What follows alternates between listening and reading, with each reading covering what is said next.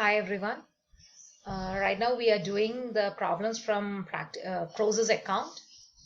ഞാൻ ഇതിനകം ഒരു 3-4 വീഡിയോസ് ഇട്ട് കഴിഞ്ഞു and where I try to explain to you how to prepare a process account. Step by step ആയിട്ടാണ് what I have taught you. Like in the first class I just mentioned only the process account with the normal loss. പിന്നെ വന്നപ്പോൾ process accountഉം normal lossഉം abnormal lossഉം വരുന്ന question ചെയ്തു. After that, process account with the normal loss, abnormal loss, and normal loss and abnormal gain വെച്ചിട്ടുള്ളത് ചെയ്തു.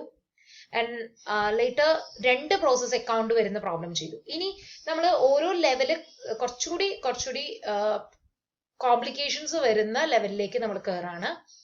അപ്പൊ ഇനി നമ്മൾ ചെയ്യാൻ പോകുന്നത് പ്രോസസ് അക്കൗണ്ട് പ്രിപ്പയർ ചെയ്യുമ്പോൾ അത് ഒന്നിൽ കൂടുതൽ പ്രോസസ് അക്കൗണ്ട് ഉണ്ടാവും. അതായത് 2 പ്രോസസ് അക്കൗണ്ട് ഉണ്ടാവും അല്ലെങ്കിൽ 3 പ്രോസസ് അക്കൗണ്ട് ഉണ്ടാവാം. ഓരോ പ്രോസസ്സിലും നോർമൽ ലോസും അബ്നോർമൽ ലോസ് അല്ലെങ്കിൽ അബ്നോർമൽ ഗെയിൻ അതിൽ ഏതെങ്കിലും ഒന്നേ ഉണ്ടാവുള്ളൂ. നോർമൽ ലോസ് എന്തായാലും ഉണ്ടാവാം, അബ്നോർമൽ ലോസും അബ്നോർമൽ ഗെയിനും അതിൽ ഏതെങ്കിലും ഒന്നും. അങ്ങനെ ഉള്ള കോമ്പിനേഷനുള്ള 2-3 പ്രോസസ് അക്കൗണ്ടുകൾ നിങ്ങൾ വരച്ചിട്ട് അവസാനം അബ്നോർമൽ ലോസ് അക്കൗണ്ടും അബ്നോർമൽ ഗെയിൻ അക്കൗണ്ടും വരയ്ക്കുമ്പോൾ അതായത് കംപ്ലീറ്റ്, അതായത് 3 പ്രോസസ്സിന്റെയും അൾട്ടിമേറ്റ് സാധനം അബ്നോർമൽ ലോസ് അക്കൗണ്ടിലും അബ്നോർമൽ ഗെയിൻ അക്കൗണ്ടിലും നോർമൽ ലോസ് അക്കൗണ്ടിലും വരണം. അപ്പൊ അങ്ങനെയുള്ള പ്രോബ്ലങ്ങളിലേക്കാണ് നമ്മൾ ഇനി കടക്കാൻ പോകുന്നത്. അപ്പൊ കുറച്ചുകൂടി ഒരു ലെവല് കൂടിയ ക്വസ്റ്റ്യൻസ് ആണ്. അതുകൊണ്ട് തന്നെ നിങ്ങൾക്ക് എസ് എ ആയിട്ട് ചോദിക്കാറുള്ള ക്വസ്റ്റ്യൻസ് ആണ്. പിന്നെ നമ്മൾ ഇവിടെ നിന്ന് എടുക്കാൻ പോകുന്ന ഓരോ ക്വസ്റ്റ്യൻസും അല്ലെങ്കിൽ ഞാൻ ഈ തരാൻ പോകുന്ന ഓരോ വീഡിയോ എസ് എ ആയിട്ട് വരാൻ സാധ്യതയുള്ള ക്വസ്റ്റ്യൻസ് ആണ് ഡിസ്കസ് ചെയ്യുന്നത്. So I have a small request for you people while listening to my video, just keep a book and pen be ready with you and try to follow whatever I am telling. ഞാനൊരു illustration ആണ് ഇവിടെ explain ചെയ്യുന്നുണ്ടെങ്കിൽ text ബുക്കിലെ answer ഉണ്ട്, I know that, but still I like you people to do the same sum. I wish that you people will just note the sum along with me. Text ബുക്കിലെ answer ഉണ്ടായിക്കോട്ടെ, but still നിങ്ങൾ അതൊന്നും ഒരു വട്ടം എഴുതുമ്പോഴാണ് നിങ്ങൾ അതൊന്നുകൂടി പഠിക്കുക. So try to do that. Okay. And if you find it difficult, or if you have any confusions, or if you have any doubts, you can personally send me a message so that I'll clarify your doubts. Next week la ende refresher course കഴിയും. So appo thottu namukku regular classes, online live classes ഉണ്ടാവും. At that time we'll discuss more. Okay. So ഞാൻ ഇന്ന് problem അടുത്ത question എടുക്കാൻ പോകണം. കുറച്ചുകൂടി lengthy ആയിട്ടുള്ള problem. നമ്മൾ തൊട്ട് മുമ്പ് നോക്കിയപ്പോൾ 2 പ്രോസസ്സ് തന്നെയായിരുന്നു. അവിടെ ഒരു പ്രോസസ്സിൽ നോർമൽ ലോസ് മാത്രമേ ഉണ്ടായിരുന്നുള്ളൂ, രണ്ടാമത്തേൽ നോർമലും അബ്നോർമൽ ലോസും വന്നത്. ഇനി നമ്മൾ നോക്കാൻ പോകുന്ന ക്വസ്റ്റ്യനിൽ 2 പ്രോസസ്സിലും നോർമൽ ലോസ് ഉണ്ട്. അതിന് പുറമെ ഒരു പ്രോസസ്സിൽ അബ്നോർമൽ ലോസും മറ്റു പ്രോസസ്സിലും 2 പ്രോസസ്സിലും അബ്നോർമൽ ലോസ് അല്ലെങ്കിൽ അബ്നോർമൽ ഗെയിൻ ഉള്ള ടൈപ്പ് ഓഫ് ക്വസ്റ്റ്യൻ. ഓക്കെ, അപ്പൊ നമ്മൾ നേരെ ക്വസ്റ്റ്യനിലേക്ക് കടക്കാണ്. So this is a question.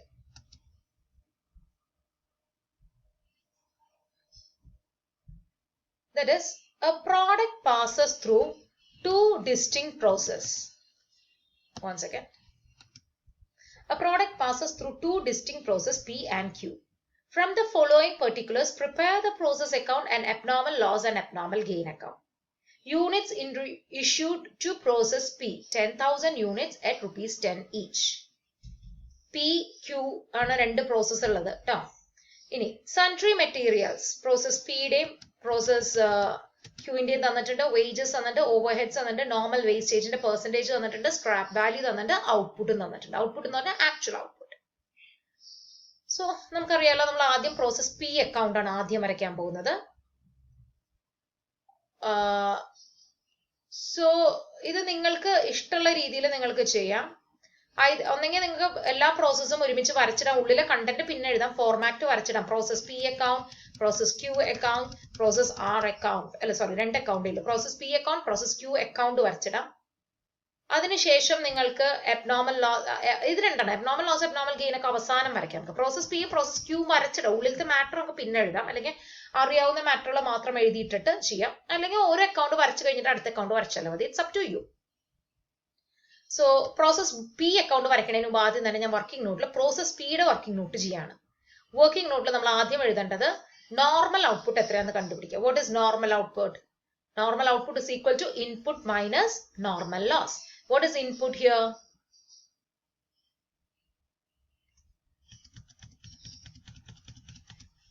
10,000 units. And what is the normal loss here? 5%. 5% of 10,000 units are a normal loss. It comes around 500 rupees. But 10,000 minus 500, 9,500 ആണ് normal output വരുന്നത്. Actual output തന്നിട്ടുണ്ടല്ലോ. Actual output is 9,300 units. അപ്പോൾ normal output is 9,500. Actual output is 9,300. As actual output is less than the normal output, there is abnormal loss. അപ്പോൾ നമ്മൾ അത് കണ്ടുവയ്ക്കുക. Working നോട്ടിൽ അത് കണ്ടുവയ്ക്കുക. Abnormal loss units കണ്ടുവയ്ക്കുക. Abnormal loss units is equal to 200 units. 9,500 minus 9,300 is equal to 200 units. Abnormal loss is 200 units. Value of abnormal loss കാണണം. അത് കാണുന്നതിന് മുമ്പ് process അക്കൗണ്ടിൽ തന്നിട്ടുള്ള ഇൻഫോർമേഷൻസ് എഴുതി വെച്ച് കഴിഞ്ഞാൽ പ്രോസസ് അക്കൗണ്ടിൽ തന്നിട്ടുള്ള ഇൻഫോർമേഷൻസ് എഴുതി വെക്കുകയാണെങ്കിൽ കുറച്ചുകൂടി ഈസി ആയിരിക്കും. പ്രോസസ് അക്കൗണ്ട് നമ്മൾ പ്രിപ്പയർ ചെയ്യാണ്.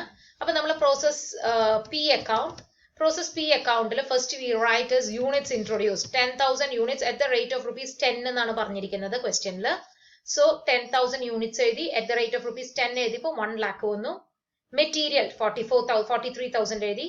വേജസ് 22,000 എഴുതി. ഓവർഹെഡ്സ് 8,000 എഴുതി. ഇനി വേസ്റ്റേജ് തന്നിട്ടുണ്ട്, നോർമൽ വേസ്റ്റേജ്. അപ്പൊ അതിവിടെ ഞാൻ ബൈ നോർമൽ ലോസ് 10,000 5% എന്ന് പറയുമ്പോൾ 500 rupees എഴുതി. സ്ക്രാപ്പ് വാല്യൂ 4 per unit എന്ന് പറയുന്നു. അപ്പൊ 4 per unit എന്ന് പറയുമ്പോൾ അത് 500 into 4 is 2,000 rupees. ഓക്കെ, അപ്പൊ ഇത് ക്ലിയർ ആയല്ലോ. നോർമൽ ലോസ് 500 2,000 എങ്ങനെ വന്നു എന്നുള്ളത് ക്ലിയർ ആയല്ലോ. ഇനി നമുക്ക് അബ്നോർമൽ ലോസ് ആണെന്ന് അറിയാം. അപ്പൊ നമ്മളിവിടെ ബൈ അബ്നോർമൽ ലോസ് 200 യൂണിറ്റ്സ് ആണെന്നറിയാം. അറിയണത് എഴുതിയിടാം. അപ്പൊ 200 യൂണിറ്റ്സ് എഴുതിയിട്ടു. ഇനി നമുക്ക് ഈ വാല്യൂ കണ്ടുപിടിക്കാം. നമ്മൾ വർക്കിംഗ് നോട്ടിൽ തിരിച്ചു വരാം. വർക്കിംഗ് നോട്ടിൽ നമ്മൾ വാല്യൂ കണ്ടുപിടിക്കുക. വാല്യൂ ഓഫ് അബ്നോർമൽ ലോസ് എന്താ? Process cost minus scrap value divided by normal output into units of abnormal loss. Process cost എത്രയാ? 1,73,000 minus normal loss, that is minus scrap value, that is 2,000 divided by normal output 9,500 into 200 into units of abnormal loss 200. അപ്പോൾ നമുക്ക് value എത്ര കിട്ടും? 3,600 കിട്ടും അല്ലേ? അപ്പോൾ ആ 3,600 നമുക്ക് വാല്യൂ കിട്ടി. ഇനി നമുക്ക് ആ വാല്യൂ എടുത്ത് പ്രോസസ് അക്കൗണ്ടിൽ കൊണ്ട് എഴുതി കഴിഞ്ഞാൽ നമ്മൾ അക്കൗണ്ട് ക്ലോസ് ചെയ്യാം. ഈ ടോട്ടൽ ഇവിടെ എടുത്ത് എഴുതി ആ ടോട്ടൽ തന്നെ നമ്മൾ ക്രെഡിറ്റ് സൈഡിലും കൊണ്ടെഴുതി. അത് കഴിഞ്ഞിട്ട് നമുക്കറിയാം ആക്ച്വൽ ഔട്ട്പുട്ട് 9,300 എഴുതിയെങ്കിൽ ഈ സൈഡ് യൂണിറ്റ് കോളം ടാലി ആയിക്കോളും. എമൗണ്ട് കോളത്തിലെ ബാലൻസിങ് ഫിഗർ ആയിരിക്കും എമൗണ്ട് ഓഫ് ഔട്ട്പുട്ട് ട്രാൻസ്ഫർ. അതായത് 1,67,400 വന്നു. അപ്പൊ ഈ പ്രോസസ് നമുക്ക് എന്താ കിട്ടിയത്? പ്രോസസ് പിയില് 9,300 യൂണിറ്റ്സ് ആണ് ഉണ്ടാക്കിയത്. And the total cost for producing 9,300 unit is 1,67,400 rupees. And what is the cost per unit of producing? That you can find like process cost minus scrap value divided by normal output. അതായത് 1,73,000 minus 2,000 divided by 9,500. നമുക്ക് ഇവിടെ ഇത് abnormal lossന് വേണ്ടി നമ്മൾ ഈ cost per unit into abnormal loss units ആണ് അവിടെ ചെയ്യുന്നത്. അപ്പൊ നമുക്ക് അങ്ങനെ cost per unit 18 കിട്ടും. Or you can do is 1,67,400 divided by 9,300 ചെയ്താലും 18 തന്നെ കിട്ടും. So process P account കഴിഞ്ഞു. Now you have to prepare process Q account. അപ്പൊ process Q account വരയ്ക്കുന്നതിന് തൊട്ട് മുമ്പ് let's go on to our working note side. അവിടെ പോയിട്ട് നിങ്ങളിത് അബ്നോർമൽ ലോസ് ആണ്, അബ്നോർമൽ ഗെയിൻ അങ്ങനെ എന്തെങ്കിലുമൊക്കെ ഉണ്ടോ എന്ന് നമുക്ക് നോക്കാം. അപ്പൊ ആദ്യം തന്നെ നമുക്ക് എന്ത് എഴുതാം? നോർമൽ ഔട്ട്പുട്ട് എഴുതാം. ഓക്കെ, നോർമൽ ഔട്ട്പുട്ട് എന്ന് പറയുന്നത് എന്താ? Normal output is input minus normal loss. What is the input here? നമ്മൾ എന്തായാലും ഓക്കെ പ്രോസസ് പി അക്കൗണ്ട് വരച്ചപ്പോൾ output to transfer to process Q കിട്ടിയല്ലോ. അത് ആദ്യം തന്നെ പ്രോസസ് ക്യൂവിൽ തുടക്കത്തിൽ എഴുതി വെച്ചോളൂ. ടു പ്രോസസ് പി, അതായത് output transferred from process P 9,300 units. അതിന്റെ കോസ്റ്റ് വരുന്നത് 1,67,400 rupees ആണ്. അത് ആദ്യം എഴുതിയിട്ടുള്ളൂ. എന്നിട്ട് നമ്മൾ വർക്കിംഗ് നോട്ടിലേക്ക് വന്നു. നോർമൽ ഔട്ട്പുട്ട് കണ്ടുപിടിക്കാണ്. നോർമൽ ഔട്ട്പുട്ട് എന്ന് പറയുന്നത് എന്താ? Input minus normal loss. Input is 9,300.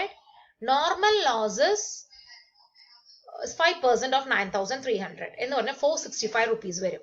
അപ്പൊ 9,300 minus 465 9,300 minus 465 ചെയ്യുമ്പോൾ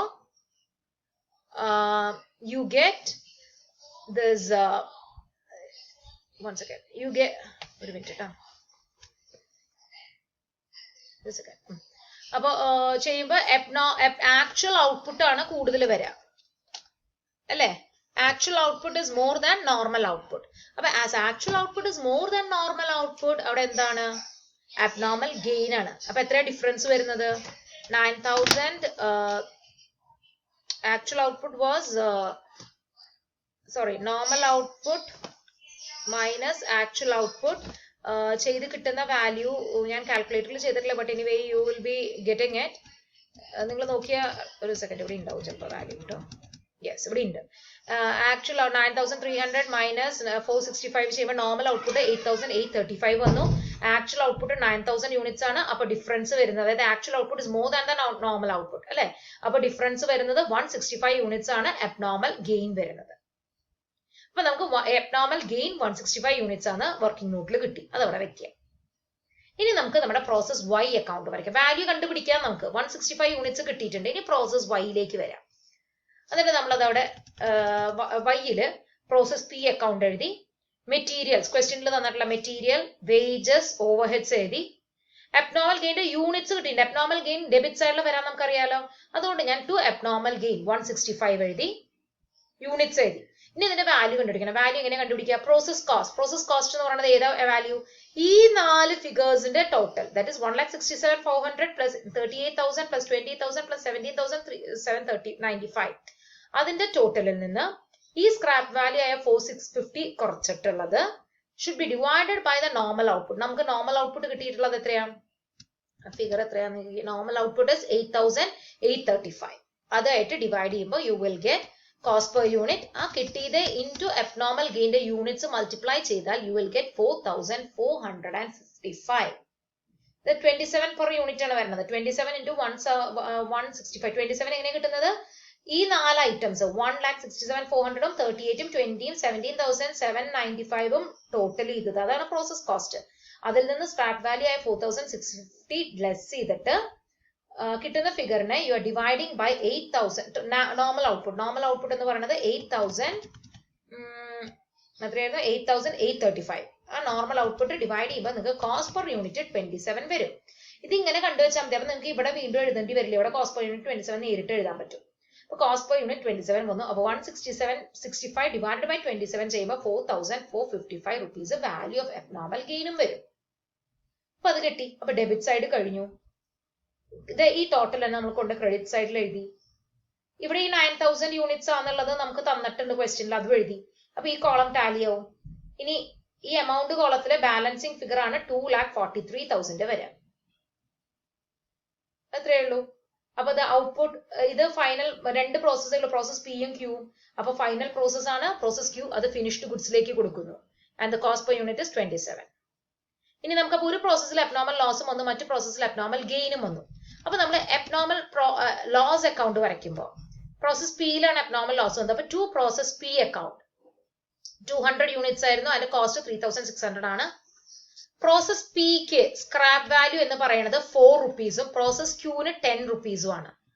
അപ്പൊ ആ പ്രോസസ്സിന്റെ സ്ക്രാപ്പ് വാല്യൂ നമ്മളിവിടെ അബ്നോർമൽ ലോസ് അക്കൗണ്ടിൽ ബൈ ക്യാഷ് എന്ന് പറഞ്ഞിട്ട് at the rate of 4 rupees 200 into 4 800 എഴുതി. 3,600 റുപ്പീസ് മൊത്തം എക്സ്പെൻസ് വരുന്നതിൽ 800 റുപ്പീസ് നമുക്ക് സ്ക്രാപ്പ് വാല്യൂ ആയിട്ട് ഇൻകം കിട്ടിയെങ്കിൽ ultimate losses only 2,800, that is transfer to costing P and account. ഇനി ഇതുപോലെ തന്നെ അബ്നോർമൽ ഗെയിൻ അക്കൗണ്ട് വരയ്ക്കുമ്പോൾ പ്രോസസ് ക്യൂവിലാണ് അബ്നോർമൽ ഗെയിൻ വന്നിട്ടുള്ളത്. ഡെബിറ്റ് സൈഡിലായിരുന്നു അബ്നോർമൽ ഗെയിൻ പ്രോസസ് ക്യൂവിന്റെ, അതുകൊണ്ട് ക്രെഡിറ്റ് സൈഡിൽ അബ്നോർമൽ ഗെയിന്റെ വരും. By process Q account 165 units, അതിന്റെ വാല്യൂ എന്ന് പറയുന്നത് 4,455.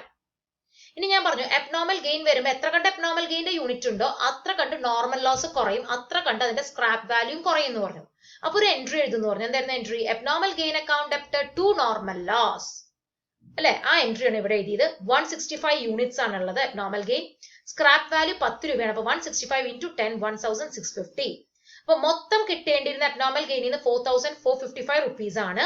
നമുക്ക് കിട്ടിയത് 1,650 നമുക്ക് നഷ്ടം വന്നു. അപ്പൊ ultimate income is only 2,805. Okay, So this is about process cost.